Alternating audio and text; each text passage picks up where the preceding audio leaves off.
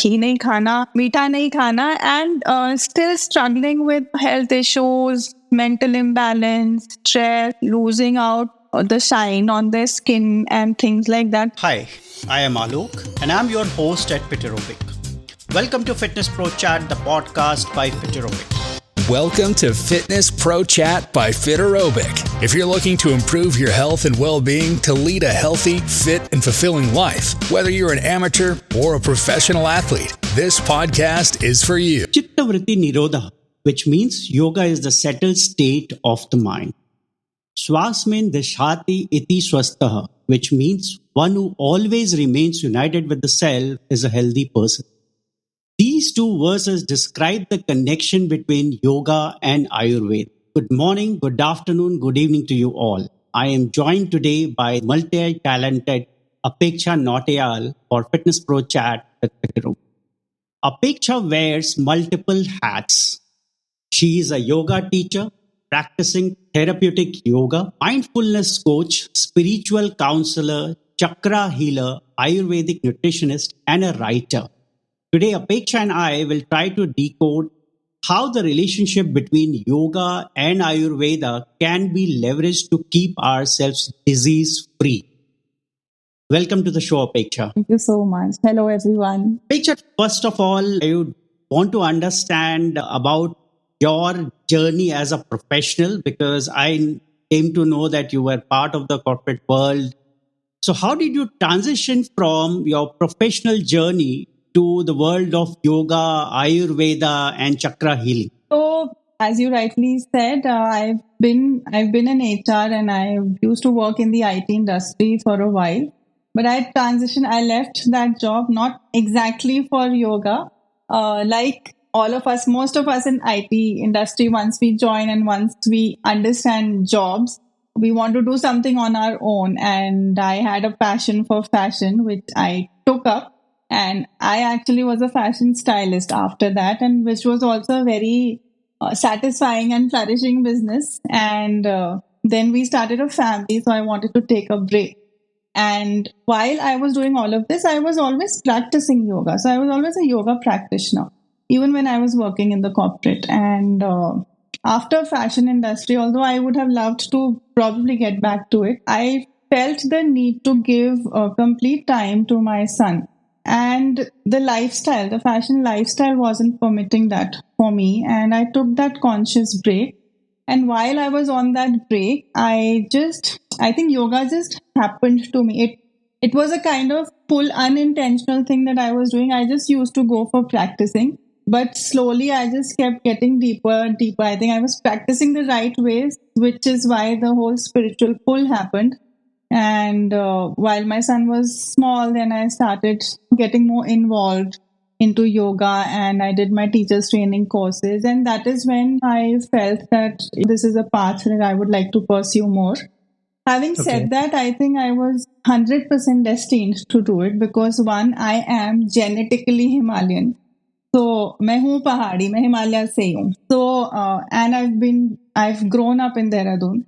So I have always been surrounded by a lot of spiritual energies, a lot of yogis, and my father has been a mountaineer and trekker of the Himalayas all his life. Wow. And Amazing. We had a lot of footfall of a lot of spiritual people from all over the world just in our house in Dehradun.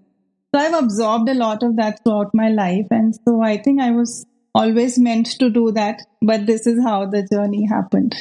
Since then, I've never looked back. I think once I was involved in it, consciously involved in it, it was very easy for me to just keep going ahead because there was no confusion. I had a lot of clarity of what I wanted to do and I was able to translate it into work. So I've been a little slow with it, but I've been on the journey and a lot of things that I've learned throughout my life are now being used and put into practice. And I can connect the dots of, why it happened. And this is what I was meant to do. So now happily doing that. Absolutely. I want to understand about very important thing here, which is you are an expert in Ayurveda. You I are a wouldn't say nutritionist. expert, but I know enough, hopefully. Not in Ayurveda. In yoga, maybe. Yeah, so you are an expert in yoga. You are an expert Ayurvedic nutritionist. Okay. And how did you marry both the different aspect of things? When did you decide that, okay, now I am a yoga expert. Now let me try and learn more about Ayurvedic. So honestly, why how Ayurveda happened was I was teaching yoga for a while, and as a yoga teacher, now the truth is that everybody is coming to you for losing weight. Everyone Yes. just wants to lose weight. That is why people join yoga classes, and I just felt that losing weight is never a single process. It is not only about Very true. exercise, it is about your mental health, it is about your diet and nutrition, which is why I Yes. wanted to understand a little more of nutrition so that I can help my clients. That was the purpose. And then I found this Ayurvedic nutritionist course, and although a lot of information is available online and through various books and texts and so much reading material, authentic reading material, but personally, I have always been a person who likes to learn from a teacher. So Mhm. since my childhood, I have just been like, give me a good teacher and I'm sorted. Like, I don't want to read books. I want to understand the implication, and I want to ask questions. When I'm reading a book, I can't ask questions. I want that True. clarity. True. So I True. like to have good teachers. And luckily, the first one I found was amazing. So I joined this Ayurvedic nutritionist course, and through that, it was so enlightening.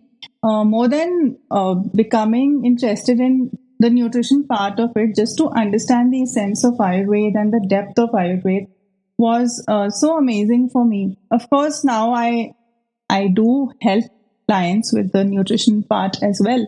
But more than that, it is a very self awareness journey the way Ayurveda explains. And I didn't marry Ayurveda and yoga. I think they have been, in fact, they are called sister sciences. So there's also a Okay. very interesting story about Kapil Muni, who's a Okay. very famous ancient saint and a sage and Yes. very learned person, basically. And Kapil Muni is said to have full knowledge about yoga as well as Ayurveda, and he devised yoga for spiritual journey of people and Ayurveda to deal with lifestyle, not nutrition, health, to Yeah. keep the Yeah. body healthy, and then to keep yoga was to keep the mind and to achieve higher spiritual goals. And Kapil Muni came up with the whole thing, and so that it's the source is the same. So yoga and Ayurveda are sister sciences, and more than being sister sciences, I think what we need to understand that they're both sciences. Yes. So this is again somewhere that I feel people fail to accept these as proper sciences because they are so used to the modern definition of science or medicine due to various reasons. But everything that has been given in yoga or in Ayurveda, in our ancient texts, all of it has proof, has been experimented and experienced. So yoga is considered to be existential, experiential, and experimental. So all these three E's, which basically it today what we are seeing in society is only a proof of it. Now, when we say yoga is existential or even Ayurveda for that matter, it just basically it has been there for thousands of years and till today it is relevant. If you see science, they've gone through so many changes. Everything that was true, say 20 years back, may not be true today. But that's true when it comes to yoga and Ayurveda, which is why they are existential sciences. That no matter what the time is, no matter who you are applying it to, it will hold true. And you have to True. True. experience it. Second thing is experiential. It is Yes. all experiential. You have to experience it. And every person's experience might be different, which is why people fail to see it as a science. But both these things are True. so customized. Ayurveda, especially, is so unique and so customized that there is no one size fits all. So, if there is someone who comes with a cough to an Ayurveda doctor, two people come with the same kind of symptoms, they will never get the same kind of medicines because both the body types are different, your doshas are different, your prakriti is different. So you cannot give the same medicine because True, it won't true. act in the same way because you are different people, physically different, mentally different. So I feel that is one part that is missing from medical science also, I would say, because it's like sir dard ho raha hai, disprin do. It's the same medicine for Very everyone. true. Very But they true. are treating the symptoms. Ayurveda, even yoga, whatever we are trying to do in both the cases, we are looking at the causes of the disturbances. And when you deal with the causes, that's when you find a permanent solution. You restrict the disease from happening. So, yeah, Yes. that I didn't marry them. They were already sisters. No, that's brilliantly put together. And so that helps me to ask you another question, because you talked about dosha or prakriti are different in different individuals, and each of them require different treatments. And obviously, Ayurveda has different approach to each of them. So how exactly you are able to create a holistic approach for your client using Ayurveda and yoga together? So honestly, yoga is not a medicinal science, right? Yeah. But we are using yoga for therapy. So yoga Okay. was never designed. The purpose of yoga was never to treat diseases. It wasn't. The purpose Absolutely. of yoga Yes. was always to achieve higher spiritual goals. Yoga Very ka true. purpose is union and union with the higher self, right? Absolutely. Yes. That is not the purpose that people are practicing yoga for today, in today's life. True. True. Having Exactly. said that, I do not say that it is wrong to practice yoga for only physical benefit. Feel free. Uh-huh. Yoga is there Yeah. for everything. If Yes. your purpose is only physical benefit, please go ahead and practice yoga like that. Having said that, if True. you're practicing it correctly, because the way yoga is designed, it is to align your body. When you align your body and your physical body is in the correct alignment, your pranic energy will flow in the correct alignment. When Yes. that happens, that will trigger spirituality in you. There is no Yeah. escape. Yeah. So whether you like it or not, if you're practicing correctly, it will eventually happen in its own way and in its own time. You don't have to push it. I don't push any of my clients, but you see that change in your thought process, in your lifestyle, and it happens through physical. It can happen through physical. And even if you see the yoga, the Ashtanga yoga, all the angas, meditation and mindfulness, all these come much later. उसके पहले आपने आसन प्राणायाम करना ही है, because that's the process. You start with the physical because the physical is the most gross. That is what you can see, you can feel, you can touch, and that is what you can first easily control. True. When you True. start to get that into alignment, other things happen on their own step by step. Absolutely. Yes. So, how we help people by aligning, when people go to an Ayurvedic practitioner or an Ayurvedic doctor they go for healing for some disease. Ayurveda was designed for disease management. Absolutely. But we use yoga as therapeutic support for treating the ailments, because ultimately, what is Ayurveda? Ayu is life, Ved is knowledge. So it is the knowledge of life. Absolutely. Ayurveda Yes. is trying to tell you how to live a good, healthy life. Of True. course, there is disease management in it, but for a healthy life, you include yoga. So, अगर आपको कोई Absolutely. disease है, anything you take, in fact, in yoga, interestingly, the cause of every ailment, every disease is said to be in the mind. It starts from the mind. So if you really dig deep, whether it is the slightest of even something as simple as a underlying cause will always be mental. If you know that ice cream is not good for you, you still chose to eat it. You know it's not right. You are choosing to do it. There is a mental disturbance that's causing you to do it, to do something that you know which is not right. So yoga is always about the deeper aspect, and Ayurveda also is always about getting to the cause.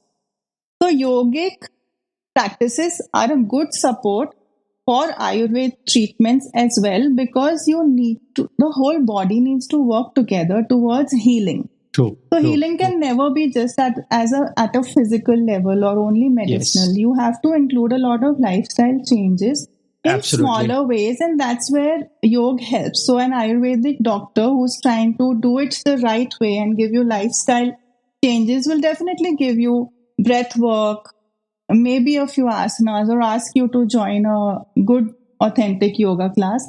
And that helps your body come to terms with whatever is going on. You become more mindful, and then the medicines also react differently within your body. So True. that's True. how holistic treatment works. And therapeutic yoga, if you would have seen in my profile also, I don't do therapy in groups. I don't do group therapies. I do only personal sessions for Okay. yogic Okay. therapy, because I certainly believe that therapy is a very deep science to do. And I cannot, again, every person is different, every person's need is different.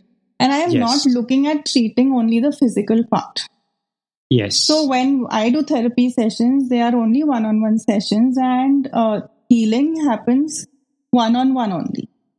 So I True. believe in that, and that is why I have designed my work module like that.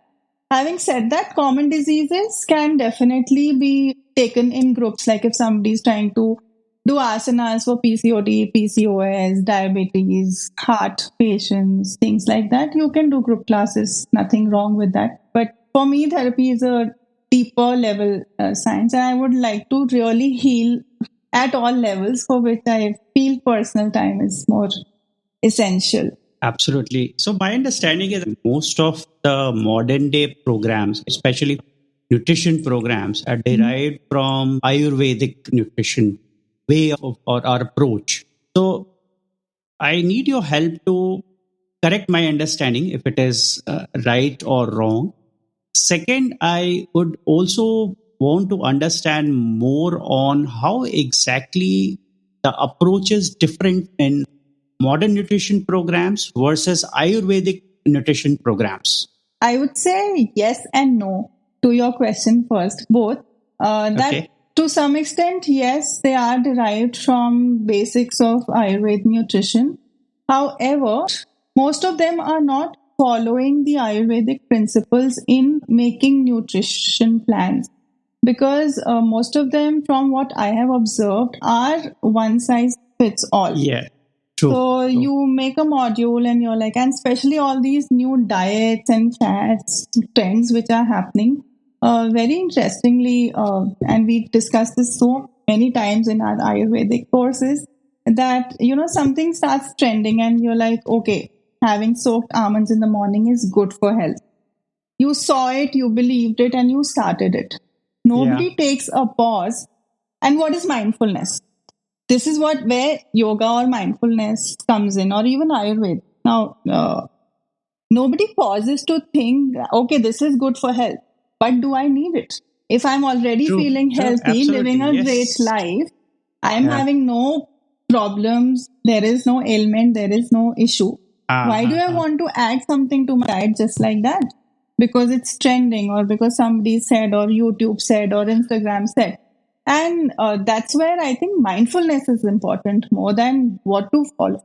There's so much Well, going well, on, and everything must be applicable to a certain person. Now, where modern nutrition fails, I feel, is that one, I feel it is a temporary approach, because the trend keeps changing and then you keep changing your program. very true. Yes. Two, it is not customized. Like I said, in Ayurveda, it is an Ayurvedic nutritionist will not give the same diet chart to Mm-hmm. 2, 3 different people. Uh, all three want to just lose weight, say, or all three have the same Okay. ailment that they want to deal with. Uh-huh. All Uh-huh. three will 100% not get the same diet chart from an Ayurvedic nutritionist, because we cannot do it. Because first we will figure out your body type. And every single body type is different. I mean, this is the magic of creation, I would say. No two people are the same. So even if most of your qualities match, even if you are twins, you are not the same. Absolutely. Yes. How can you treat everybody as the same? This is my question. So, and this is what fascinated me about Ayurveda. It is so customized. So where modern nutrition is failing is here. I don't think they have enough knowledge to customize as per the requirement of the clients. And once they start doing it, they can give more permanent and sustainable solutions in terms of diet to their client. And we have a lot of modern nutritionists, clinical nutritionists who come for the Yeah. Ayurvedic courses. And after the courses, they themselves, even their testimonials say that, that they themselves feel it has added so much to the way they are treating and looking at the clients now. So, yeah, they might have been derived from Ayurveda, maybe a few, but I don't think practically any modern nutritionist, unless they've studied Ayurveda, is able to really customize and make plans in a sustainable, more informed way. It will be very interesting to understand the approach as an Ayurvedic nutritionist. And you talked about two different individuals will always have two different requirements. And this is something which I also believe to a larger extent. And with various experts that I have spoken with in the past, most of them have talked about it. Yes, each individual has their own requirement and it will vary. Diets for each individual will vary. So, how exactly would you approach as an Ayurvedic nutritionist to cater to the needs of two different individuals? So, the best part is that Ayurveda has made it very simple. Okay. This concept, so basic level is very simple. Of course, in depth, if you go into disease management, there is a lot more to learn in that. But as a very base level, as a nutritionist, you understand. So the concept of doshas is given. All of our bodies have three main doshas, and all these three, everyone has all three, but everyone has one dominant. Now, and it has been explained so well that if you actually understand it, you can just look at a person and roughly judge what dosha must be dominant in the person just by looking, because so many characteristics of a certain thing are given and explained. You start from there, you ask, and an Ayurvedic doctor will ask you a lot of questions if you've noticed or consulted, because they want to figure out what are your dominant doshas. Then there is, of course, there is Nadi Parikshan, where you check the pulse and you see at the present which dosha is dominant, not as a nutritionist, but of course, Ayurvedic doctors love this. So first you start with figuring out what is the actual body type or dominant dosha, what's the prakriti. Next concept is vikruti, which is prakriti of a person, something like your core personality, which is based on what originally you used to be. What is your original form? So there are lots of questions. You can just answer questions. You will find enough quizzes online also that do it. You just answer those questions based not on your present, but what is your usual, like if there was a time in your life, hopefully there was a time in your life where you were absolutely healthy, no ailments, no nothing. Maybe as a teenager, that tells us your prakriti. Vikruti is what you've done to it. So you might have been as a child a very healthy, active child, and now you feel very lethargic. Now you have gained weight. So all these are because of bad lifestyle. Originally, you were not a lazy person. Some people are originally also lazy. So their kapha dosh is dominant. So likewise, you figure out the personalities, you figure out the prakriti, you figure out the vikruti, and you see what. Now, when you know the prakriti and vikruti of a person, you will know that, okay, this person has maybe fire element more dominant, or the fire, digestive fire is not working fine. Other symptoms, hair loss, maybe graying of hair, so many things, skin. You see all of these things and you figure out the physiology of the person, the dominant dosha, and you figure out what is going on right now. And accordingly, you give them the do's and don'ts in diet. So it's not like I start giving recipes. If a person has really good fire and wants to have sweet, I will tell them, it's okay to have sugar. But if a person needs sugar energy in their diet, but the digestive fire is not that great, I will suggest jaggery to them, because jaggery is heating and that person needs more heat. Now, and so many basic things in Ayurveda diet that, we keep making reels on it whenever we get time. so many basic things that we are doing wrong on a daily basis. Now, I've been lucky enough that I grew up with my grandmother, whose Uh-huh. family has been into yoga and Ayurveda and Amazing. astrology, palmistry, all of these Uh-huh. things. Uh-huh. So, and she was always a gardener, like we never saw her in the house. So, I have Okay. grown up eating only homegrown stuff. Wow. So, whatever principles that I learned in Ayurveda, I realized that I was lucky enough that I lived that lifestyle as a child. So, today, my health tells me this, although now I'm living in a city and a different lifestyle. But I Yeah. see myself not falling ill so much, and skin is fine, all of these things. And it's because the base, what I got as a child, was done Yes. so correctly for me without my Yes. knowledge, thankfully, thanks to my and others in the house. We Absolutely. all the things that my grandmother would say, we didn't know their Ayurvedic concepts. Now that I learned Ayurveda, I realized, oh, she used to say this. So you realize that that generation had so much of cultural wisdom. Ayurveda is a life science, and it was part of the lifestyle of people from that generation. Nobody had to Exactly. teach anyone. Every house was True. following this. Every house True. was finishing dinner before sunset. Every house Very true. was waking up early before sunrise doing their puja. Every house, dincharya was absolutely correct.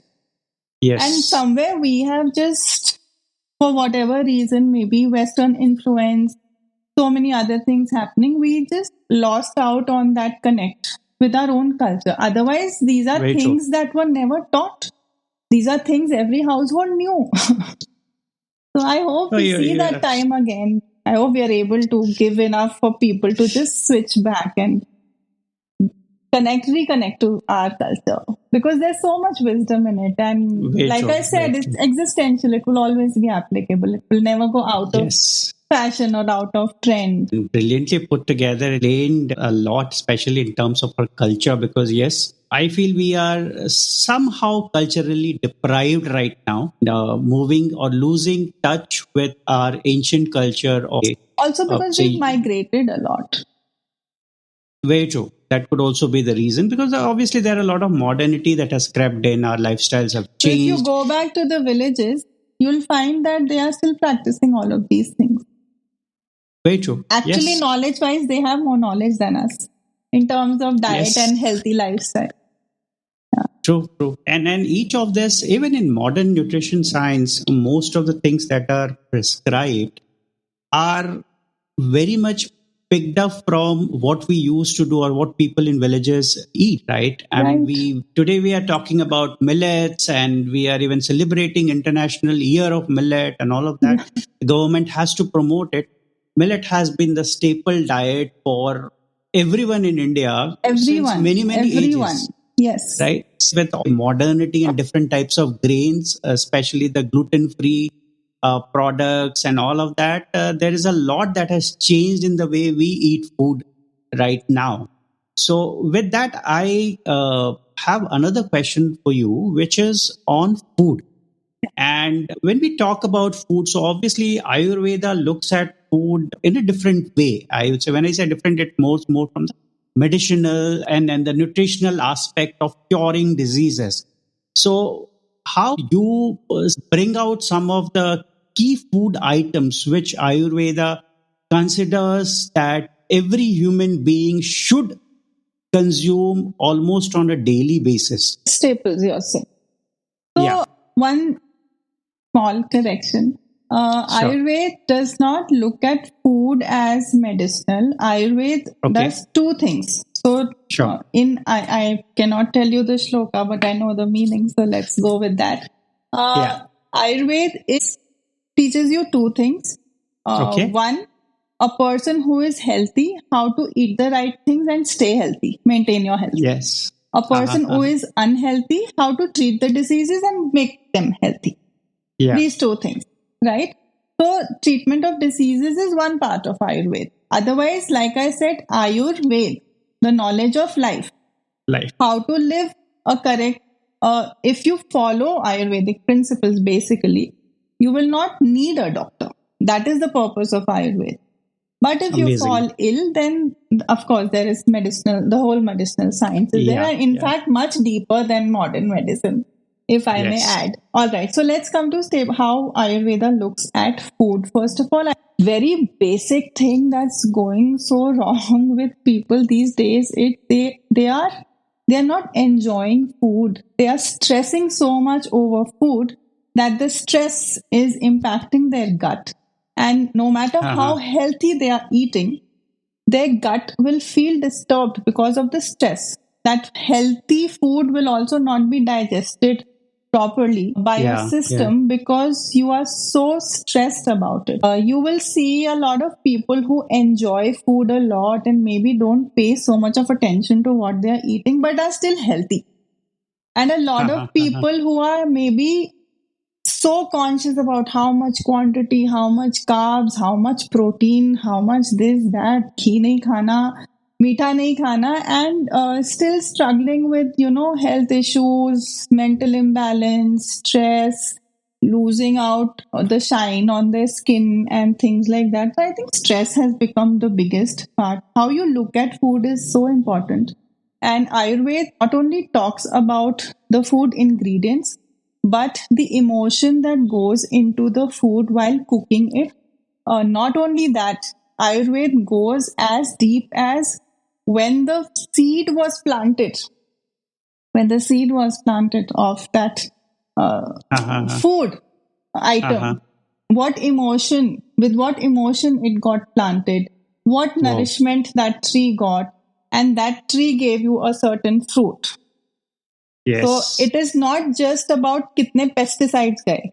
It is about what emotion you're putting it because you are eating that emotion. It is going inside you. True. So True. how True. you are cooking the food is important. Where you are getting your food from is important. So many things. That's why I said it is so deep and so fascinating. If people actually get to just are triggered in the right way, it will increase their curiosity on its own because it's so beautifully explained and so much in depth, and you understand everything in that much of depth, not just food, yourself, your body. And it's more about self awareness than anything else. Once you understand food, basically, Ayurveda says everything is made out of five elements, which is Okay. true, right? Everything is made of five elements, the Panchadhatus, Yes. Yes. and in different proportions. What you're trying to do is understand, okay, my body, five elements, which element is more, which element is less, and what I have to do. Yes. Similarly, you see food also like that. You don't see it as carbs and protein and how much. So Ayurveda says for a healthy body and a healthy life, all rasas should be included in your diet. So you should have salt, you should have sugar, you should have little bit of bitterness, you should have astringent. All tastes, all these rasas Okay. should be a part of your diet, of your daily diet. But in what proportion is what you understand your body and you see which is required more for your body, which is required less. But you include everything and you make your gut so strong that by chance, for whatever reason, now that the lifestyle is such that you're traveling or you need to eat out, even if there are not ideal choices, and if you talk about ideal, it's very difficult to get ideal today. Yeah. Because Yeah. then ideal means I grow my own food and then the moment I want to make sabzi, I take it from my garden. So Yes. that is not possible for everyone today. So True. next True. best thing, you eat local, you eat pesticide free, you try to promote local farmers and local vendors and things like that. So everything is possible. All of it is covered in Ayurveda. Important food items. Now, like I said, people are so stressed about food and so busy following new trends all the time. But certain things, Ayurveda definitely, I would say, lives by. One is ghee. Ghee is the most important healthy fat that is required in certain quantity in everyone's diet. And cow's ghee has been considered as amrit in Ayurveda because they Yeah. use it for so many therapies, for so Yes. many medicinal treatments. So, to have ghee in your diet is very important. One, it is a very healthy fat, and healthy fat is required one, for your bones to be well lubricated. So all these people who have a lot of joint issues, bones Mm-hmm. mein dard, all of these things, it happens because of lack of lubrication. And ghee Yes. solves that to a great extent. Okay. Second, ghee is very important for your gut health. It's a very Okay. important ingredient for keeping a healthy gut because it is the healthy fat which you need in your body. Also, most part of our brain is made of fat. I don't know how many people know that. Yes. But fat is required. Now, besides other benefits like luster on your skin, lubrication basically not just for your bones, even to have a healthy skin and basically have healthy lubricated body, ghee is the best option for healthy fat. Again, the problem is that ghee should be cow's ghee and that cow should not be artificially inseminated. So you're going to have to find out the correct source and then consume that ghee. Included in diet, again, ghee is far better for health than any other saturated oils. So preferably, if you can include ghee more and oils less, that also helps because ghee is absorbed by the body the best. Ghee is one thing that Ayurveda definitely swears by. Like I said, you will also notice that people who start going on absolutely fat-free diets, their mental processing becomes slow. They will start to become dull. They will start to become a little lost and disoriented because your brain, most part of your brain is made of fat. You need fat for a good functional brain, also carbs. So when you go on a carbs-free, fat-free diet, your brain is not getting nutrition. You're not supplying enough to your brain and it will start having impact on your body and therefore impact on other functions. So even your skin will start becoming dull. You'll look more weak than thin. So we must look at all these things when we try to follow these trends, especially things like keto and weight loss. Not just weight loss, with anything else, I think today's problem is time. People want everything so fast. Yes. They want everything fast. You took 10 years to gain 10 kgs of weight, but you want to lose it in like 1 month. You can't, logically it makes no sense. You can lose it in 1 month and then you'll gain it in another 2 months. So what are you doing to your body? You just need to be more mindful about it and be more patient. Learn, give yourself time. Mindfulness is also mostly about that. People are not giving time. And the concept of mindfulness today, even modern nutrition programs also talk about it. So it would be good to understand how exactly, as an Ayurvedic nutritionist, you view mindfulness. Ayurveda, the whole science is based on mindfulness because it's only about understanding your body and becoming mindful about what you eat. So what is being mindful? Basically, mindful is not just it's not about sitting in meditation and think that is not mindfulness. That is a technique to become mindful. But being mindful is you are just aware of why you are doing what you are doing.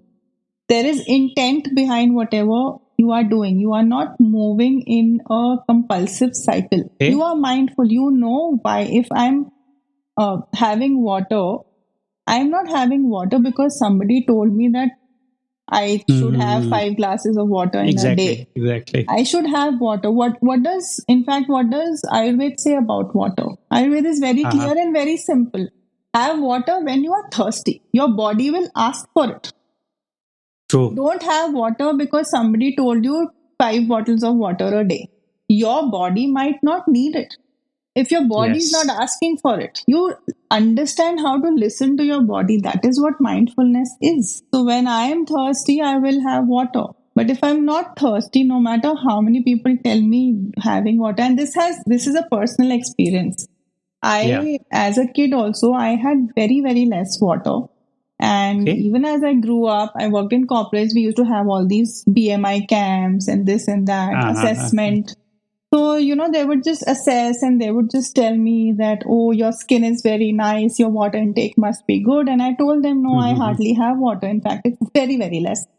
And that time I didn't understand Ayurveda and I didn't know about it. They would just really literally force me that that's not right. You must have water. And I used to think that, when I have water, when I'm not thirsty, I actually Mhm. used to feel uneasy and bloated just by water.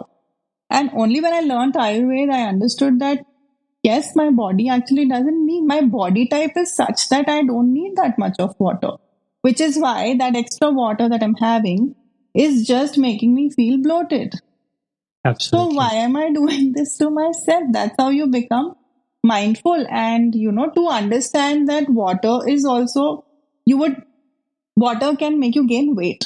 Water can actually make you Yes. gain weight because Yes. everything that goes inside you has to go through the process of digestion. Water भी digest करना है आपकी body को. आप Exactly. Extra डाल रहे Exactly. हो, आप कोई भी चीज अपनी रिक्वायरमेंट से एक्स्ट्रा ले रहे हो तो it will create problem for It you. will create So why problems. are you doing this? As an athlete, somebody might need that much of hydration. True. You may not. You are sitting in an AC office all day long. You Absolutely. don't feel thirsty. Yes. So don't have True. water. Yeah. No, very, very rightly said. And talked about mindfulness. We talked about certain food items, and specifically now that we are in this busy world where we do not have time. So, how do we actually integrate mindfulness with our busy lives? We become mindful about our busy lives. That's where it starts. The biggest misconception about this whole mindfulness is that people just assume it is about taking out 1 hour, sitting for meditation, and everybody's not cut Uh, out for it. yeah, yeah, yeah. How we include, like, how can a yoga practice make you more mindful? For that 1 hour, even if you are doing physical practice, if you've been to a yoga class yourself, we practice being mindful on the mat. So if you are Okay, practicing a posture, you pay attention to how your breath is flowing. You pay okay, attention to what is happening with your body. We ask you to, clench certain muscles, release, feel your breath, feel what is happening. So these are yeah, small yeah. things that are naturally making you mindful. Now you do this, so you are attending a yoga class for 1 hour every day. And for that 1 hour, we keep prompting you and we tell you how to, pay more attention to your mat. The way your True, body is on the mat, you let your mind also be on the mat. If your mind true. wanders here and there, you bring your thoughts back to your body. That's all. Observe your body and just feel what is happening. That is the simplest way. Now you do this day on day, every day in a yoga class. What happens in your brain? Your brain is wired in such a way. Now, brain is also a muscle. You're Yeah, being so, when you are being mindful during a yoga class, say for 1 hour every day, a certain amount of activity is happening in your brain. There are some yes, signals passing here and there. The muscles of your brain are working in a certain way. Exactly how it happens in asanas. Physically, if you keep practicing one thing, it becomes a muscle memory. absolutely. Same thing Yes. happens with your brain. You be Okay. mindful 1 hour every day in a yoga class, mindfulness will start becoming a natural muscle memory Yeah, for your yeah. brain. So next Yes, time when you pick up a coffee or something, your brain will work a little more mindfully. So exactly. that's where it starts. That's a very base level. And from there, through whatever we are telling you, talking about, you basically trigger people in the right direction. And once they get that direction, they will mindfully seek more, and then you can take their journey. Because everybody is not meant to have the same journey. You can't have 10 Absolutely. people in a yoga class and all 10 want to become yogis. All 10 don't want Very to true. become yogis. So our Very job true. is to enhance their life in whatever way. If you want to eventually go to the Himalayas, become a yogi, we'll help you with that. If you want to Okay. stay and live a balanced life, healthy life, we'll Yeah, help you with that. Nobody's pushing anybody absolutely. to become spiritual, Very true. Very and true. and it should not be done. It cannot be done like that.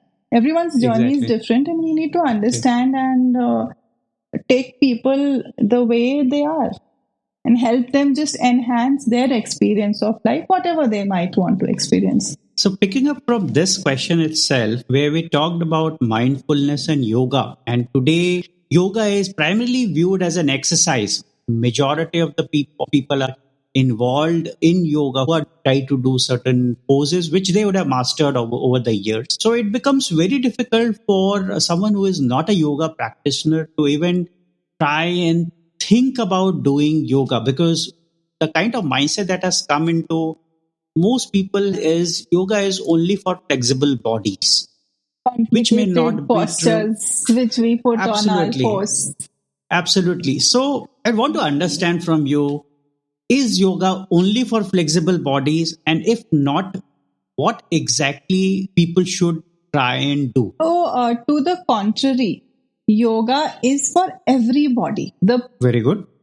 There is something in yoga which will be there for you. If you are an aged person who maybe Yes. cannot even sit on the ground, doesn't Yeah. mean you can't practice yoga. We will make you do pranayams, Exactly. maybe we Exactly. will make you do mudras. There is something for everyone, and it's a journey, it's a slow process. Having said that, trust me when I say this, human body is the most dynamic body. A human mind True. is the most dynamic mind out of all of the creatures, Yes. because we have a conscious and we are aware to up to that level. And the human mind or body can achieve anything, which is why you see so many complicated postures, because you will see it is almost inhuman to do that. But people are Yeah. doing that because if the mind and the body have understood how to work together, you can achieve anything, honestly. And yoga can help you do that. Is that the purpose of yoga? No. But I don't see any harm in people practicing yoga only for physical benefits or for mental peace or for spiritual growth, anything. Whatever is your purpose, you find a practice that is suitable to that purpose and you practice. Whether that pulls you in a direction where you are supposed to go towards spirituality, because ultimate goal of yoga is spiritual. It is not about the Yeah. physical. Why we start with the physical is because this is what we have. Through this, we are supposed to achieve. Now, like my master from whom I have learned a lot, spiritual master, he always says, he gives a very good hardcore physical practice, and his thing is very clear that, even if you are looking for spirituality and everything, if your body is not ready to go to the Himalayas, तुम पहुंचते पहुंचते ही फेंट हो गए तो आगे कहाँ मिलोगे भगवान से.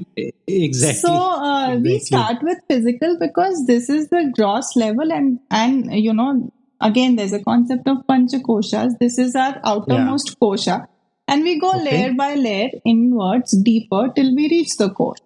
But if the outermost layer is so disturbed, now I say that I want to do meditation.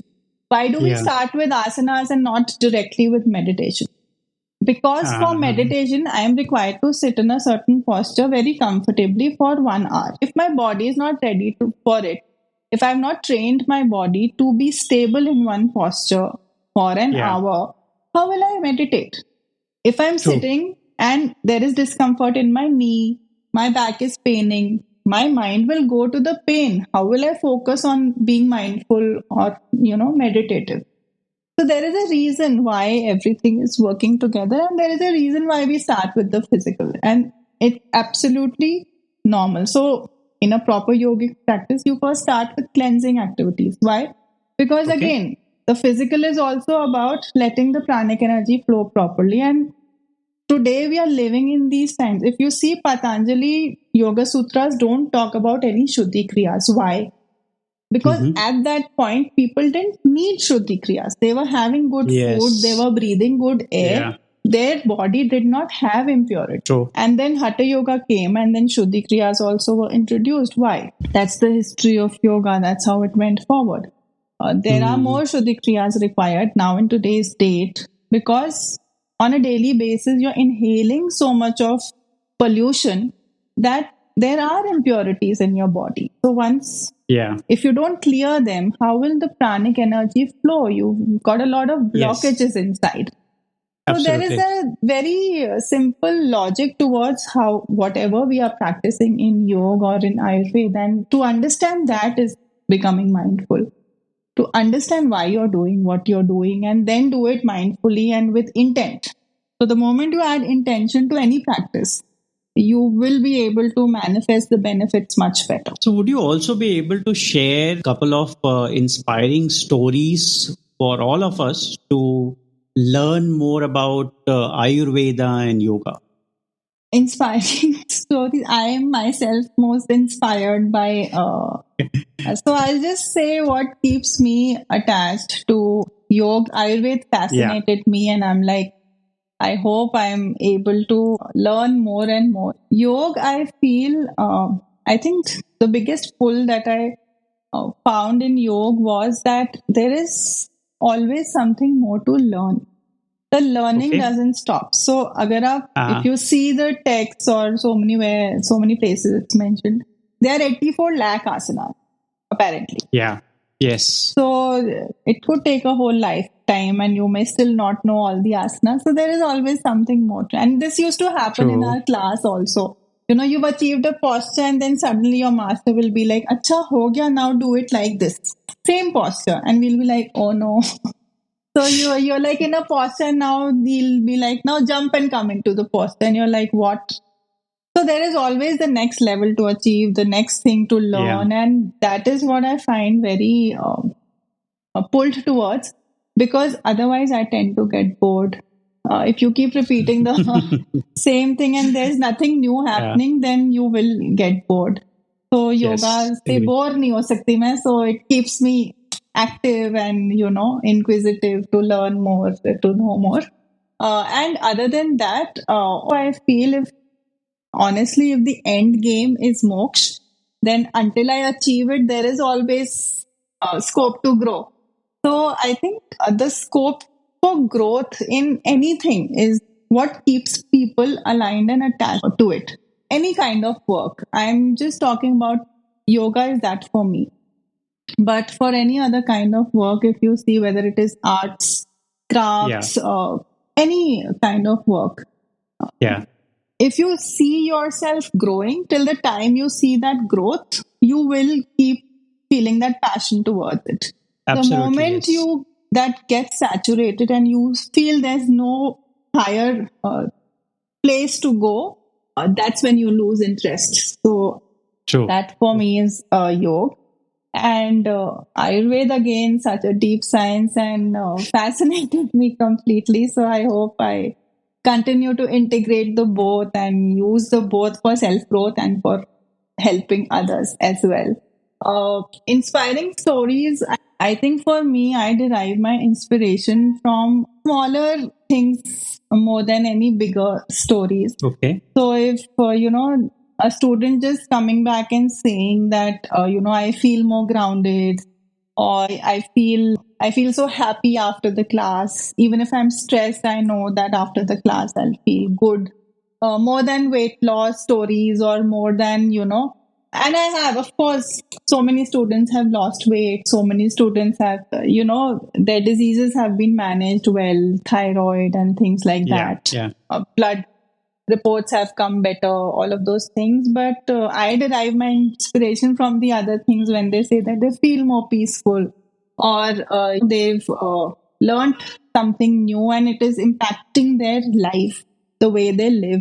And even my master used to say this a lot. And I think it makes a lot of sense to me also, that how you judge that you are becoming a better yoga practitioner or a real yogi or going towards that, improving towards that, is not by the satisfaction that you feel, but others around you should start feeling the difference in the way you operate. True. And that has been an experience as well. Of course, through practice, through teaching, through learning, and through the journey, I have seen so much change in myself. But more than that, when people say that, you sound different, or you sound more sorted or more grounded, and, getting more clarity, and you feel that. So that impact on your life, on your core, exactly. When that happens, that is what inspires me, I think, more than the statistics of it. So, I would also want to understand about chakra healing. You are a chakra healer. So is there any connection between yoga and chakra healing? Chakras are part of yoga education itself. Chakras are basically energy centers. And 6 chakras are the main chakras that have been specified in most texts. Having said that, there are hundreds of chakras in the body, but these six are main along your spine. Yes. Spine itself holds immense importance in yoga. Spiritually also and otherwise also, it is the main support system for your physical body. Other than that, spiritually also very significant, mentally also very significant. Anatomically, the spine is directly connected to the nervous system. The nerves from your spine directly go to your nervous system. So whenever you get a spine injury, it impacts your brain, it impacts your functioning, which is why you will see that a lot of paralysis and these things happen if you get your spine injured. So, which is why, like I said, yoga is about alignment. So, when we are making you sit in certain postures, we are basically all the time asking you to keep your spine straight. And it's almost magical. In fact, I tell this a lot in my corporate workshops or talk. Posture is so important. Because if your spine is aligned correctly, a lot of your lifestyle diseases will not happen. It is preventive. Exactly. Just through your posture. Yes. So then, coming back to chakras, along the spine, chakras are basically energy centers. Now, again, all these things are not physical aspect, right? True. When we say they are energy centers, energy cannot be seen. Yes, exactly. Yes. Energy is what you feel. You cannot see it. So, absolutely. Which is again why people have, issues in accepting these concepts. But if they experience it and experiment on themselves, they will see the difference on their own. So if I dissect your spine, the chakras in rainbow colors are not going to come out of it. But absolutely. But these have been mentioned after so much of research and experience of great yogis and sages and saints. And we don't ask you to believe us. We ask you to experience it. Once the experience is real for you, you will believe it, right? So you will be able to hold it longer. Knowing anything is through experience. I can read about certain things. I can tell you that if you touch fire, your hand is going to burn. But unless you touch it, you will not believe me. It will not be real for you. So all of these things are very experiential. Chakra healing, the way it happens, it's not like a doctor-patient situation where I just magically heal you. The way any yogic healing happens is that I guide you and you do the job, you experience it, you share your experience, and that's how we heal. So I understand which chakras are imbalanced and I tell you what to do to balance it. I give you the asanas, I give you the guided meditations, I walk you through it. I am the support. But you are the person who's going to have to do it and you are the person who's experiencing it. And this is why yoga practices make you more mindful because you are in charge of your own body. I can teach you asanas, but you have to do it, right? Yeah, exactly. All yogic healing happens in the same way.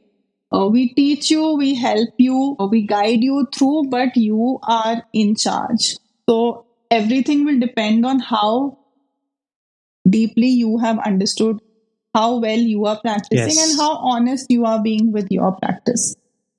So that's basics of chakra healing. That brings us to the last question for today's podcast. And could you share top 3 recommendations that you would have for anyone who wants to start their mindfulness journey? I would just say that start by giving yourself maybe half an hour of free time in a day. There are different techniques of becoming mindful. There's journaling. There are so many things. True. I would say yoga class is the easiest because you follow the instructions and it's easy. Physical is the easiest to conquer. To start with physical. And why yoga? Why not any other exercise? I would say because, again, other exercises or in a gym, you're naturally not more mindful because you're on a treadmill and you're physically doing something. Kaan mein gaane chal rahe hain, mind is somewhere else. True. Or do any other practice with full focus. in. But Focus. give yourself half an hour daily to do any activity which makes you more mindful. It could be yoga, it could be an art class, it could be a pottery class, anything. It could be a hobby class. But just giving yourself that half an hour to disconnect with everything else and focus on one certain thing of your own interest. That would be a good way to start with your mindfulness. If possible, please practice this yoga. It helps. And physical exercise, even if not yoga, physical exercise of any sort should be included. Movement should be included in your daily routine because you need to be physically active and healthy for mindfulness also to happen. If your physical body is in pain or is in distress, your mind will always be focused on the pain and on the distress. So it is very difficult to make a disturbed mind focus on something else or something positive. Third, I think people should become more mindful about the content that they are watching. Because content, we are spending a lot of time on our phones and on social media, multimedia. And there's a lot of content out there. I always say this, and I think I've written about it also somewhere. Food is not just what we eat. Everything that we are consuming is food. So even the content which we are watching, we are consuming it. Our brain is consuming it. We are processing it. And all of these things have a very, very deep impact on our life. So just becoming more mindful. And this is how algorithms work also.